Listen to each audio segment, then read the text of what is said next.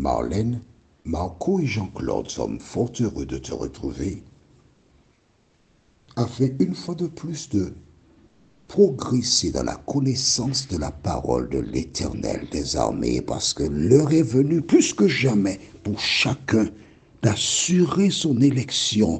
L'heure est venue plus que jamais pour toi de faire la paix avec l'Éternel. Car contrairement à ce que pensent des gens, ce monde passe et sa convoitise aussi. Mais celui qui fait la volonté de Dieu demeure éternellement. Dieu a un projet pour toi. Dieu désire que tu vives éternellement. Dieu désire que tu sois sauvé. Mais tu dois faire l'effort de répondre à son appel.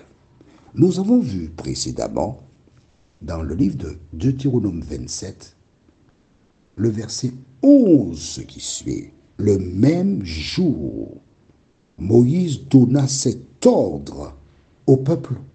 Le même jour. Pas demain, le même jour. Le même jour. Le même jour. Rappelle-toi, nous avons lu dans 2 Corinthiens chapitre 6, les versets 1 et 2, ce qui suit. Puisque nous travaillons avec Dieu, nous vous exhortons à ne pas recevoir la grâce de Dieu en vain, car il dit, au temps favorable, je t'ai exaucé, au jour du salut, je t'ai secouru.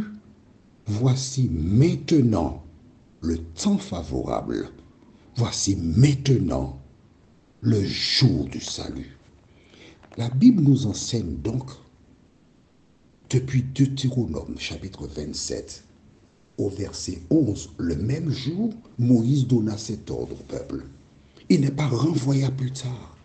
Quand il s'agit de choses divines, nous ne devons jamais renvoyer à plus tard. Le même jour, nous devons obéir. Notre thème de ce jour se trouve au livre de Deutéronome, chapitre 27. Et nous lisons les versets 12 à 14. Lorsque vous aurez passé le Jourdain, Siméon, Lévi, Judas, Issachar, Joseph et Benjamin, ça fait 6. Ce ne sont pas des personnes, ce sont des tribus. Ce sont les 6 noms, en fait, 6 noms des fils de Jacob. Je te rappelle que les 12 tribus d'Israël, ce sont 12 descendants des 12 fils de Jacob. Donc la moitié, je reprends. Lorsque vous aurez passé le Jourdain, Siméon, c'est-à-dire la tribu de Siméon, la tribu de Lévi, la tribu de Judas, la tribu d'Issachar, la tribu de Joseph et la tribu de Benjamin. Ces 6-là se tiendront sur le mont Garizim pour bénir le peuple. Et maintenant, les 6 autres tribus, c'est-à-dire Ruben, Gad, Aser, Zabulon, Dan et Nephtali, ça fait 6, se tiendront sur le mont Ébal. Donc il y a 2 monts, en fait 2 montagnes, Garizim et Ébal, pour prononcer la malédiction. Donc il y avait les bénédictions et la malédiction, afin que tous sachent de quoi il en ressort. Verset 14, et les Lévites prendront la parole et diront d'une voix haute à tout Israël. Et nous verrons ensemble quelles sont les bénédictions et quelles sont les malédictions. C'était une rencontre très importante où tout le monde aurait l'occasion d'entendre les bénédictions et les malédictions. Et c'est ce que nous verrons prochainement. Nous verrons ce que tu fais qui amènera la malédiction sur toi. Nous resterons qu'au niveau de ces thèmes-là. Et tu seras vraiment surpris de voir le nombre de malédictions. Nous n'allons pas voir les bénédictions. Pourquoi? Parce que les bénédictions, bon, ce sont des choses tout à fait normales, naturelles. Mais je pense, et il est important que tu saches ce que tu fais qui peut emmener la malédiction sur toi. Beaucoup de personnes seront vraiment surprises, ces personnes, de découvrir des actions qui emmènent la malédiction, et pourtant, ces personnes l'ignorent. C'est écrit dans la parole de Dieu. Souvent, des personnes rencontrent des difficultés, des problèmes. Elles cherchent des solutions auprès de certaines personnes qui se disent bergers ou pasteurs. Elles ne trouvent pas les solutions. D'autres vont vers des spécialistes dans le domaine médical. Elles rencontrent des difficultés. Elles ne trouvent pas des solutions. D'autres vont vers des sages. Et d'autres vont vers le diable et ses suppôts. Et elles n'ont pas de solution. Rappelle-toi, le devin Balaam, et ce récit se trouve dans le livre de Nombres, chapitre 22, avait été appelé par Balak. Car Balak avait une très bonne opinion de cet homme qui avait contact avec Dieu. Et voyant le peuple d'Israël sortir d'Égypte, il eut peur. Il n'avait pas les moyens pour combattre loyalement Israël. Et que fait-il? Il a l'idée d'utiliser la sorcellerie pour détruire Israël. Toi qui m'écoutes, tu travailles dans certains milieux. Mais sache qu'il existe des femmes et des hommes qui ont des contacts avec les forces occultes. Et ces forces occultes travaillent. J'ai en mémoire encore un homme qui s'est rendu dans un pays, une île de la Caraïbe, réputé pour les travaux de sorcellerie.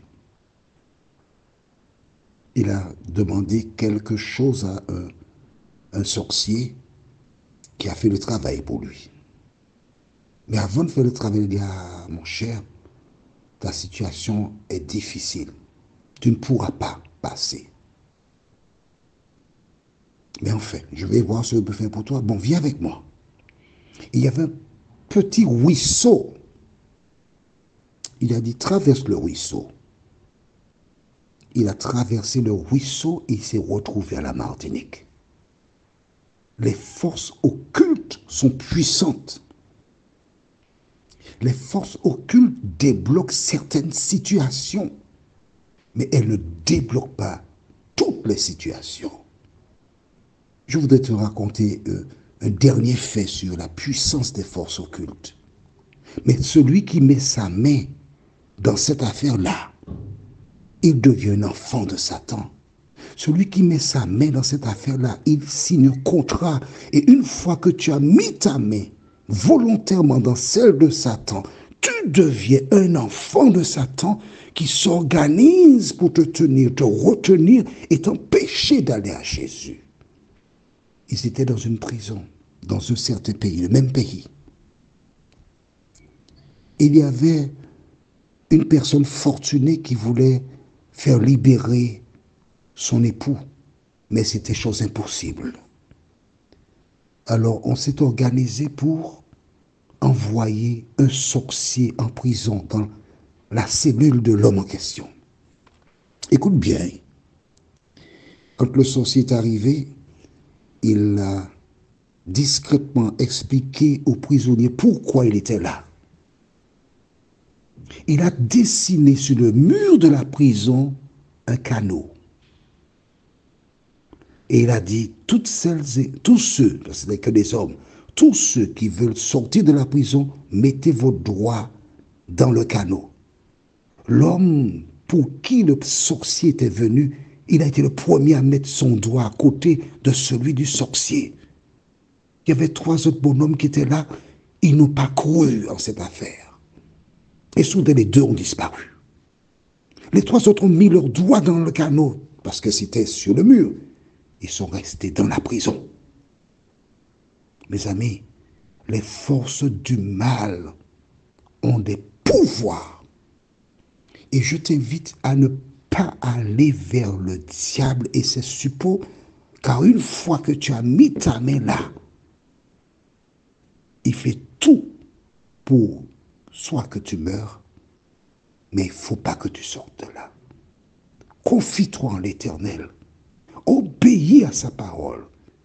Veille à ne pas commettre des choses abominables qui feront de toi un agent de Satan. Et tu réussiras. C'est pourquoi cette série s'intitule « Réussir sa vie, mais avec Dieu ». Prions, notre Seigneur et notre Dieu. Nous découvrirons les malédictions. Elles sont au nombre de 12, comme les 12 tribus d'Israël. Seigneur, aide-nous aider à préparer nos cœurs dès à présent, afin que nous soyons en mesure de les identifier, les connaître. Parce que ce qui était en vigueur du temps d'Israël l'est encore aujourd'hui. Ce que toi, Seigneur, tu as rejeté, ce que tu estimes être maudit, c'est toujours pareil aujourd'hui. En revanche, si nous sommes bénis, nous bénéficions de ta protection. En effet, lorsque Balak envoya chercher Balaam, se devait posa la question à l'Éternel. Et l'Éternel lui dit, tu n'iras pas parce que ce peuple est béni. Et nous savons, conformément à ce que dit 1 Chronique 17, verset 27, lorsque David s'écria, veuille donc bénir la maison de ton serviteur afin qu'elle subsiste à toujours. Car ce que tu bénis ô Éternel est béni pour l'éternité. 1 Chronique 17, verset 27. Mon ami, lis la parole de Dieu. Mon ami, obéis à la parole de Dieu. Mon ami, sache que tu as la possibilité d'être béni. Et c'est seulement lorsque tu es béni que les forces du mal ne peuvent rien contre toi. Tu ne peux pas être béni si tu poses des actions qui attirent la malédiction sur toi. Et c'est ce que nous verrons prochainement. Seigneur, merci de nous entendre. Merci de nous éclairer. Merci de nous guider. Merci de nous aider à comprendre que ce monde passe et sa convoitise aussi. Mais que celui qui fait ta volonté demeure éternellement, nous t'en prions. Au nom de Jésus, pour ta gloire éternelle. Amen. Nous verrons prochainement une image.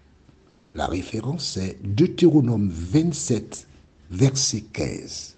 Deutéronome 27, verset 15. Il me tarde de te retrouver.